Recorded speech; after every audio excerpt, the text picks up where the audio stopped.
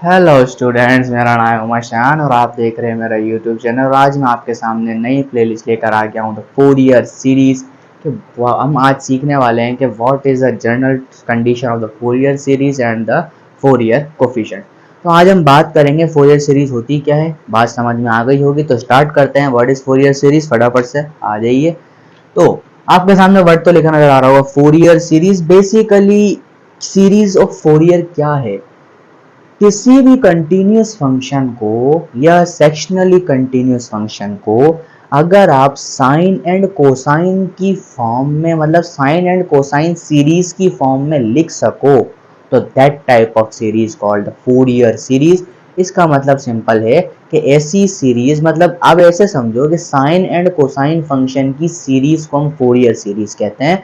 और ये किसी भी फंक्शन को, जो फंक्शन कंटिन्यूस और डिफरेंशिएबल हो और या तो वो सेक्शनली कंटिन्यूस हो तो उसको लिखा जा सकता है। सारी बातें इसकी जो कन्वर्जेंस है, डाइवर्जेंस है, सब डिस्कस करूंगा ऐसा ऐसा चल के। अब बात करता हूँ कि फंक्शन का फॉर्मूला क्या होता है।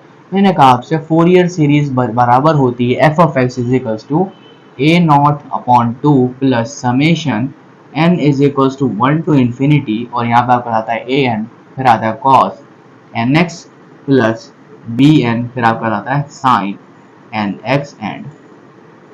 तो this series called the Fourier series is the general format of the Fourier series.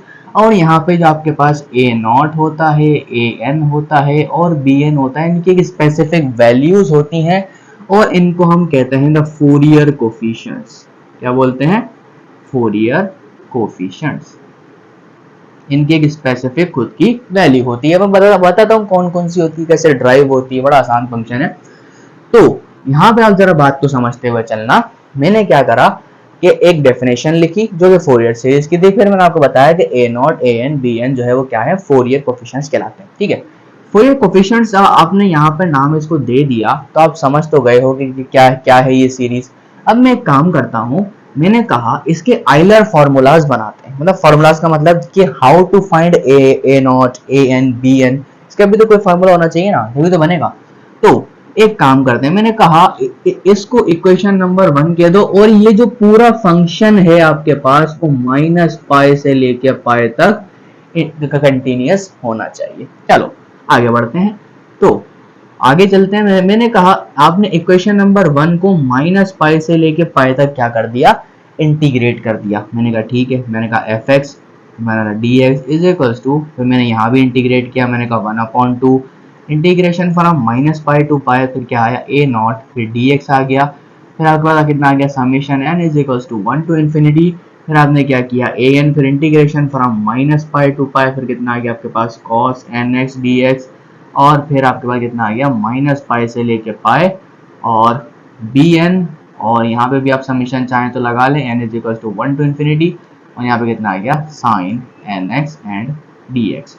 तो दैट मैंने क्या कर दिया, मतलब टोटल की इंटीग्रेशन कर दी। और आपको मालूम है कि माइनस पाई से लेके पाई तक कॉस की इंटीग्रेशन भी 0 होती है और साइन की भी 0 होती है। ये आपको बताने की जरूरत नहीं पड़नी चाहिए क्योंकि ये इंटीग्रेशन ऑब्वियसली 0 होती है। क्यों? कि भाई कॉस की इंटीग्रेशन साइन होगी, यहाँ पे पाई पुट करो या 0 पुट करो, क्योंकि इवन फंक्शन है, ऑब्वियसली बात है 0 आएगा। ये है ही ऑड फंक्शन, तो इंटीग्रेशन तो नेगेटिव लिमिट्स पर होती ही 0 है। तो आपके पास बचा क्या, ये वाली फॉर्म बची। मैंने कहा integration from minus pi to pi function of the d x is equal to the half and इसकी इंटीग्रेशन कर देते हैं। मैंने कहा ए नॉट, यहाँ पर पता आ जाएगी एक्स कहाँ से कहाँ तक, माइनस पाई से लेके पाई तक। अब जब मैं इसकी इंटीग्रेशन कर दूंगा तो रिजल्ट कितना आएगा बेटा, 1/2 ए नॉट, और यहाँ पे कितना आ जाएगा 2 पाई। तो 2 से 2 कैंसिल कर सकते हैं, हम भी नहीं कर सकते। ठीक है बेटा, पाई को नीचे लेकर आओ। तो मतलब क्या हुआ कि आपका जो ए नॉट की जो डेफिनेशन बनी आपके पास वो क्या बनेगी, 1/पाई integration from minus pi to pi F of X and D x. तो this is the definition of A naught कि आप ए नॉट कैलकुलेट इस तरीके से करोगे। ठीक है, इसी तरीके से आपको मैं कुछ जनरलाइज कंडीशंस बताता चलूं कि आपको याद होनी चाहिए कि इंटीग्रेशन माइनस पाई से लेके पाई तक, अगर आपके इंटीग्रेशन में आपके पास आ जाए cos mx के साथ आपके पास अगर sin nx आ जाए ना, तो याद रखना for all m and n, for all m and n याद रखना क्या होगा, और मतलब for all m and n क्या होगा, इसका रिजल्ट क्या आएगा, 0 आएगा। ये बात आपने याद करके चलनी है। अगर आप इसको चाहो तो बाय पार्ट्स फार्मूले से कर सकते हो, कोई मना नहीं है, आंसर 0 हो जाएगा। या फिर बाय पार्ट से नहीं करना चाहते तो चेक कर सकते हो, एक फंक्शन क्या है आपके पास इवन है और एक फंक्शन क्या है आपके पास ऑड है, तो टोटल फंक्शन ऑड होगा, ऑड में नेगेटिव से नेगेटिव 0 हो जाता है। इसी तरीके से आपके पास अगर आपके पास इंटीग्रेशन आ जाए माइनस पाई से लेके पाए और आपके पास फंक्शन हो, मैंने कहा कोसाइन एम एक्स और मैंने कहा इसके आगे लिखा हुआ आपके पास cosine N x D x.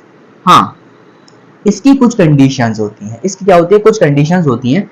इसका आंसर 0 आता है जब आपका m और n बराबर नहीं होते। ठीक है, अगर आपके m और n बराबर हैं और ये 1 से बड़े हैं तो इसका आंसर आएगा पाई, और अगर आपके m और n की वैल्यू 0 है तो इसका आंसर कितना आएगा 2 पाई। तो ये आपको ये कुछ कंडीशंस हैं, याद रख लेनी है, बड़ी आसान सी। एक कंडीशन में यहाँ लिख देता हूँ, अगर आपका इंटीग्रेशन आ जाए माइनस पाई से लेके पाई और आपके पास लिखा हुआ हो साइन एन एक्स और आगे लिखा हुआ आपके पास अगेन साइन एम एक्स, क्योंकि आप इसको डमी वेरिएबल चेंज कर सकते हो, कोई फर्क नहीं पड़ने वाला। तो उसकी भी दो कंडीशंस होती हैं।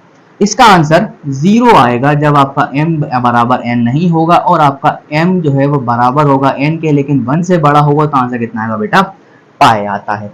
तो ये सब कंडीशंस आपने क्या करनी है, याद रखनी है।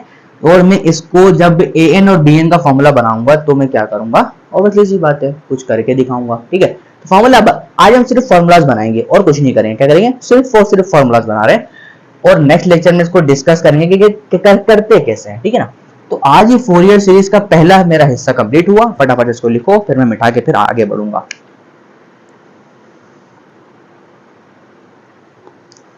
चलो जी, उम्मीद करता हूं लिख लिया होगा, आगे बढ़े। चलो, ये मैंने लिख दिया है और मैं ए नोट का फॉर्मूला ऊपर लिखता हुआ चलता हूं। मैंने कहा देखो, मैंने कहा अभी मैंने थोड़ी देर पहले कैलकुलेट किया भाई ए नोट बराबर होता है 1 over pi integration from minus pi to pi और F of X D X. इसको याद रखना है, ठीक है ना, याद रखना है क्योंकि कैलकुलेशन में काम आएगा ना बेटा।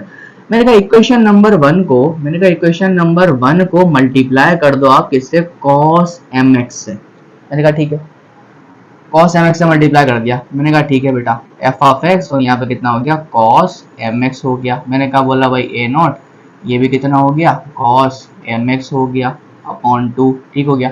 फिर मैंने कहा प्लस, थोड़ा सा आगे करके लगाते हैं। मैंने कहा देखो summation n is equals to 1 to infinity, फिर मैंने कहा ए एन, फिर मैंने कहा cos n x and plus b n sine n x, और मैंने क्या करा कॉस एम एक्स से मल्टीप्लाई कर दिया। तो मतलब यही किया मैंने। फिर मैंने कहा इस पूरी चीज को माइनस पाई से लेके पाई तक इंटीग्रेट भी कर दो। क्या करा, मैंने कहा माइनस पाई से लेके पाई तक इसको क्या कर दो, इंटीग्रेट भी कर दो। यहाँ से लगा देता हूँ माइनस पाई से लेके पाई और यहाँ पे कितना आया dx आ गया। तो मतलब मैंने क्या किया, पूरे इस टर्म को माइनस पाई से लेके पाई तक इंटीग्रेट किया। इंटीग्रेट करने के बाद ये टर्म तो बच गई, इसको मैं ऐसे ही रखूंगा। अब यहाँ पे देखना बेटा माइनस पाई से लेके पाई, अभी थोड़ी देर पहले बताया कि इंटीग्रेशन 0 होता है। मैंने कहा 0 प्लस, अब मैं इसको थोड़ा सा रीअरेंज करता हूँ। मैंने कहा summation n is equals to 1 to infinity, यहाँ पे 0 आ चुका है। देखो यहाँ पे कितना आएगा an, और इंटीग्रेशन कहाँ से कहाँ तक जाएगी, माइनस पाई से लेके पाई तक, और आगे कितना आएगा कोसाइन एन एक्स, और ये मल्टीपल में अंदर आ जाएगा। मैंने कहा देखो कोसाइन एम एक्स और डी एक्स, और अभी बताकर आया इसका रिजल्ट पाई आता है। ठीक हो गया, आगे चलते हैं। मैंने कहा देखो नेगेटिव इन्फिनिटी और नेगेटिव पाई से लेके पाई तक क्या आएगा, b n sine n x हो गया। तो मैं यहाँ मल्टीप्लाई करके लिख देता हूँ। मैंने कहा अच्छा समीशन आप लिखना चाहो नहीं लिखना चाहो, या फिर उसके साथ ही लिख दो, कोई फर्क नहीं है। हमने मल्टीप्लाई कर दो भले से इन्फिनिटी, और आपने लिखा बी एन, आपने लिखा साइन एन एक्स, और आगे कितना आया cos m x D x. और अभी मैं थोड़ी देर पहले बताकर आया कि साइन और कॉस अगर एक साथ होंगे तो आंसर अगेन 0 आ गया। मैंने कहा ये भी 0 ये भी 0, मतलब क्या हुआ कि रिजल्ट कुछ ऐसा बचेगा, माइनस पाई से लेके पाई। मैंने कहा एफ ऑफ एक्स, और आगे कितना बचा बेटा कॉस एम एक्स और d x is nothing but equal to, यहाँ पर आगे देखते हैं। मैंने कहा ये पूरा जो समेशन वगैरह था ये कहाँ बन जाएगा, ए एन पाई। मतलब क्या हो गया बेटा, ये क्या हो जाएगा, ए एन की वैल्यू पाई में कन्वर्ट हो जाएगी। तो ये पूरा पूरा पाई के बराबर है, ऑब्वियसली सी बात है। तो ये पाई को जब मैं नीचे उतारूंगा, इस पाई को जब मैं नीचे उतारूंगा तो मेरे पास ए एन का कोफिशिएंट वैल्यू निकल कर आएगा। मैंने कहा 1 over pi integration from minus pi to pi function and our cos mx dx and for all m belongs to the natural numbers। और ये आपके पास क्या है, आपका फॉर्मूला है ए एन कैलकुलेट करने का, ठीक है ना। ये तो फंक्शन के हिसाब से देखा जाता है कि कौन सी वैल्यू कहाँ जीरो हो रही है, हम कैलकुलेशन करते में ही देख लेंगे। फटाफट से ये तो लिख लो, यहाँ तक कैलकुलेट कर लिया है तो अब मैं साइन का फॉर्मूला यानी बी एन का फॉर्मूला कैलकुलेट करके बताता हूँ। सिंपल एज दैट, कुछ नहीं करना है, इसी तरीके से काम करना है। वही करता हूँ, लिख लिया वो मिटा देते हैं, आगे बढ़ते हैं बच्चों। मैंने कहा दो फार्मूले ड्राइव कर लिए, अब आगे बढ़ते हैं। मैंने कहा इसी इक्वेशन को आपने क्या करा, मल्टीप्लाई करा किससे, साइन एम एक्स के साथ। किससे, साइन एम एक्स के साथ। पहले कॉस से किया तब साइन से करो, और इंटीग्रेट भी कर दो। मैं यहाँ डायरेक्ट इंटीग्रेशन लिख रहा हूँ, माइनस पाई से लेके पाई। फंक्शन के साथ आपने क्या मल्टीप्लाई किया, साइन, सॉरी सिम लिख रहा हूँ, साइन एम एक्स मल्टीप्लाई कर दिया, और यहाँ पे कितना आ गया, D x is equals to A not upon two integration from minus pi to pi, आपका कितना आएगा, sine M x D X आ जाएगा। एंड अगेन आपका कितना आ जाएगा, A N integration from minus pi to pi. Summation लिखना चाहूंगे खिंचाओ बात देखिए, ठीक है ना। फिलहाल मैं फॉर्मूला ड्राइव कर रहा हूँ तो लिख लो, चलो कोई बात नहीं। Summation N is equal to 1 to infinity, यहाँ पे कितना आएगा बेटा ए एन, और यहाँ पे कितना आएगा माइनस पाई से लेके पाई, और यहाँ पे आपको कितना था, कोसाइन एन एक्स, और मल्टीप्लाई क्या किया मैंने, साइन एम एक्स मल्टीप्लाई किया, कितना आ गया डी एक्स। और लास्ट टर्म क्या बनेगी, summation N is equal to 1 to infinity, यहाँ पे कितना आ जाएगा आपके पास B N integration from minus pi to pi, और आपका लास्ट कितना आएगा, साइन आपके पास एन एक्स पहले से था और साइन एम एक्स आपके पास दोबारा से आ गया। और इसकी इंटीग्रेशन अभी बता कर आया, दोबारा से पाई आती है, इसकी जीरो हो जाएगी, इसकी जीरो हो जाएगी, और यहाँ चेक करो माइनस पाई से लेके pi, the function with respect sine M X and D x is equal to, ये भी जीरो, ये भी जीरो, बेटा क्या बचा, बी एन के साथ पाई बचा। तो बेटा बी एन का फॉर्मूला कितना हो गया, 1 upon pi integration from minus pi to pi, और यहाँ पे आपका फंक्शन आ गया, और यहाँ पे कितना आया, साइन एम एक्स आ गया और डी एक्स आ गया। तो that is the formula to calculate the B and the Fourier coefficient, और that is also called the Euler formulas of the Fourier coefficients. और यहाँ आपको दोबारा से लिख देता हूँ, ए नॉट की वैल्यू क्या होती है, 1 over pi integration from minus pi to pi, और क्या होता है, एफ एक्स डी एक्स होता है। और ए एन की वैल्यू कितनी होती है, 1 over pi integration from minus pi to pi, आगे कितना होता है आपके पास फंक्शन, और कितना होता है कॉस एम एक्स और डी एक्स होता है। तो ये बड़ा ही आसान था। तो उम्मीद करता हूँ मैंने फोरियर सीरीज आपको समझा दी कि होती क्या है, कैलकुलेट करते कैसे हैं। अब अगले लेक्चर में इसकी कन्वर्जेंस, डाइवर्जेंस और 2-3 एग्जांपल्स के बारे में बात करेंगे, और कुछ बड़ी बड़ी और मुश्किल एग्जांपल्स भी हम यहाँ पे करके देखेंगे, ताकि आपको एनालाइज करने में बड़ी आसानी हो कि फोरियर सीरीज कैसे कैसे इस्तेमाल होती है। तो तब तक के लिए हाफिज, मिलते हैं आपके साथ नेक्स्ट लेक्चर, तब तक के लिए बाय बाय। अगर मेरे लेक्चर आपको पसंद आ रहे हैं तो लाइक करो, सब्सक्राइब करो, कमेंट करो, शेयर करो, ताकि मेरी वीडियोस पर और भी अच्छे वीडियोस में अपलोड करता रहूं और आप देखते रहो। तब तक के लिए हाफिज, मिलते हैं आपके साथ नेक्स्ट लेक्चर में, तब तक के लिए बाय बाय।